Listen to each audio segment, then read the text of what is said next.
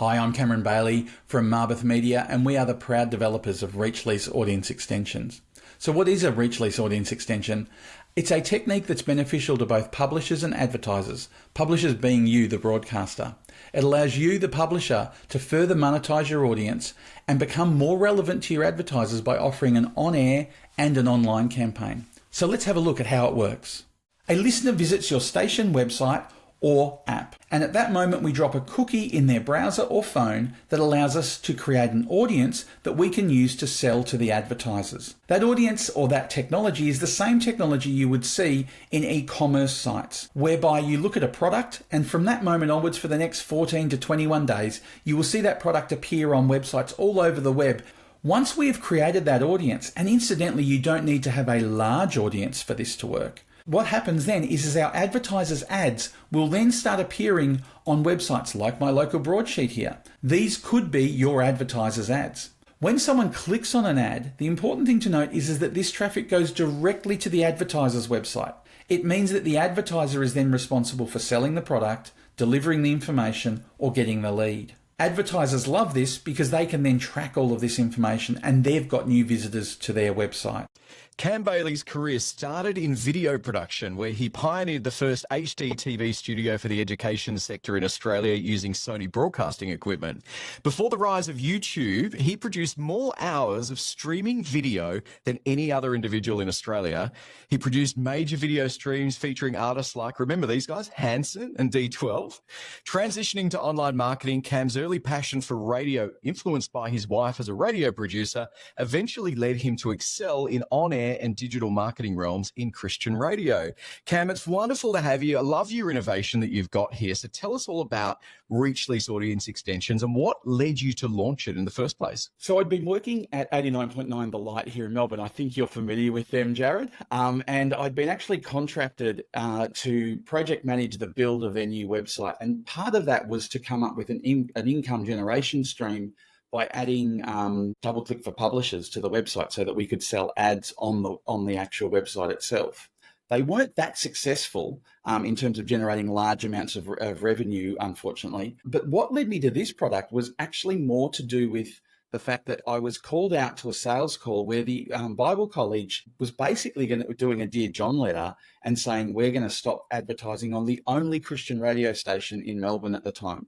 So we had a situation where a Bible college was about to stop engaging the Christian radio station in the state because they were going to move their entire spend onto digital. I could see this was not great from a number of positions. One, the Light was missing out on revenue, which was important to its lifeblood.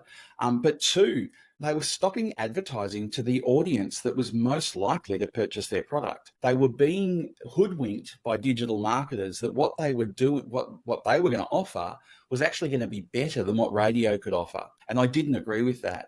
And I realized that the problem is that the salesperson or the business development manager didn't have a digital product in his kit bag that he was able to sell that was cool and trendy enough to sell to the Bible College. So as it turns out, that Bible College stopped advertising on air and moved their entire spend onto digital. And I knew it wasn't going to be a successful move for them. And I know as a fact they've come back and they now continue to do on-air advertising. Google has obviously announced it's blocking third-party tracking coming up soon. What about these changes? How does that influence us and influence Reach Lease? So one of the beauties of the Reach Lease Audience Extension product is it is a first-party data product. There is no chance that first-party data is going away. There has been no talk of any of the big three removing first-party data tracking. You own your audience and you can monetize your audience with Reach Lease Audience Extensions. And that's the great thing about it is that it will have no impact. So what trends, Cam, are you seeing now that are going to help us with our digital transformation over the coming period of time? One of the things that I've noticed are really, really important has been the rise and the importance of brand. A lot of digital marketers won't talk to you about brand advertising or brand and those sorts of things. But increasingly, we know that brand is a key measure for advertisers in terms of their SEO performance. If you can get your brand advertising right, and that is that people are searching and looking for your brand, we know that'll have a positive impact on your SEO. So the rise of brand has been really, really critical. Now, the great thing about radio is we have a great resource to promote brand. It's the thing we probably do best. So the neat thing about Reach Lease Audience Extensions is that it takes what you're doing on radio already and gives you a digital product that also builds brand. Cam, I know you've just given us a few of the benefits then. If we were to put a product like Reach Lease in our radio stations, what are some of the other benefits that you would see for us? I think one of the big problems with a lot of the digital strategies you talk about is that they're a cost center to the business. And the business has spent a lot of money on their website and their content creation and all of those sorts of things, and really have nothing on the other side of it from a revenue perspective. Now, this is really important for your sales team, because your sales team, when they're selling at the moment, are probably selling on the quality of your audience.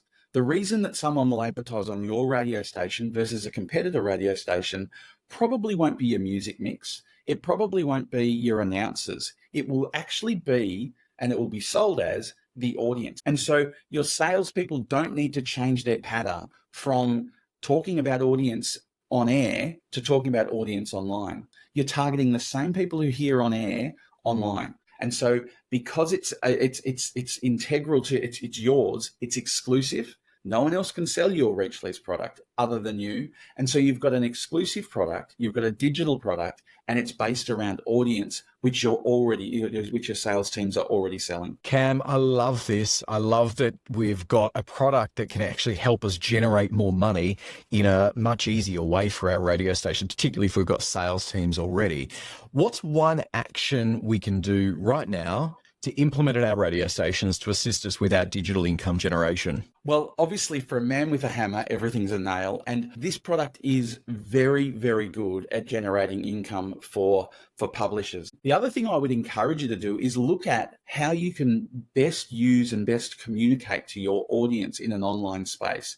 Focus on audience. Don't focus on numbers or some of the digital metrics that we sometimes can get caught up in. When you start thinking of advertising from an audience perspective, it becomes transformative to your business. If you start seeing your audience as valuable and something that you can sell from a digital perspective, you're going to be in a really great position to generate income from your website.